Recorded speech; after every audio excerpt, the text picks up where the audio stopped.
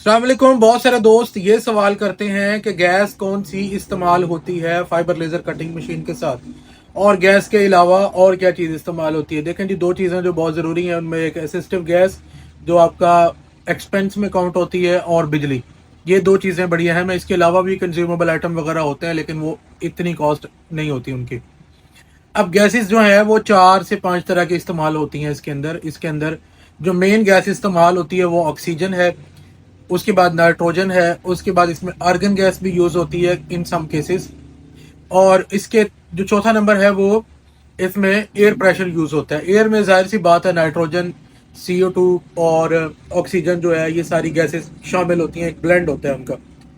अब ये गैसेस कहाँ पे इस्तेमाल होती हैं, और इनका इस्तेमाल सही तरीके से ना किया जाए तो आपकी लेजर कटिंग तो डैमेज होती है, आपका सोर्स भी डैमेज हो सकता है।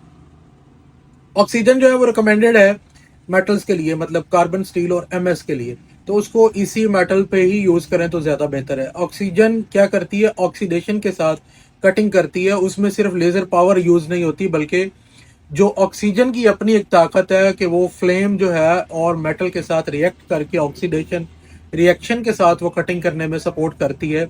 तो उसके लिए आप लो पावर पे हाई थिकनेस जो है वो ऑक्सीजन को यूज करके कटिंग कर लेते हैं और बड़े अच्छे रिजल्ट आते हैं उस पर। अब नाइट्रोजन जो है वो नॉन रिएक्टिव गैस है, इसी तरह आर्गन भी नॉन रिएक्टिव गैस है। ये दोनों मेटल के साथ रिएक्ट नहीं करती, बल्कि ये उसको मेल्ट जो मटेरियल होता है उसको ब्लो आउट करने के लिए यूज होती है। वहां पे किसी किस्म का ऑक्सीडेशन या रिएक्शन इनसे नहीं होता। इसलिए इन गैसेस की जो क्वांटिटी है और जो प्रेशर है वो बहुत हाई रखना पड़ता है, और ये 10 से 12 बार पे जाके प्रॉपर फिनिशिंग के साथ कटिंग करती हैं।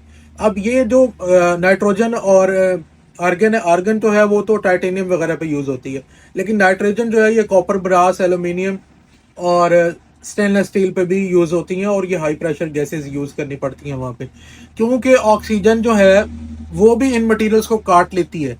लोग समझते हैं कि नाइट्रोजन की जरूरत नहीं है, लेकिन भाई मसला ये है कि वो इस मटेरियल के लिए नहीं बनी ऑक्सीजन। वो जब इनके साथ रिएक्ट करती है तो वो लो रिएक्टिव मटेरियल को हाई रिएक्टिव रिफ्लेक्टिव मटेरियल में कन्वर्ट कर देती है, जिसकी वजह से आपका कटिंग तो हो जाती है, लेकिन सोर्स डैमेज होने के चांसेस बहुत ज्यादा बढ़ जाते हैं।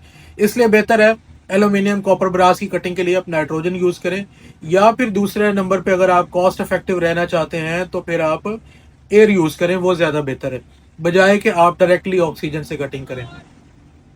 अब जो ऑक्सीजन एयर है, क्योंकि उसमें ब्लेंड ऑफ गैसेस होता है, उसमें नाइट्रोजन की भी बहुत सारी तादाद है, उसमें कार्बन डाइऑक्साइड भी होती है, ऑक्सीजन भी होती है।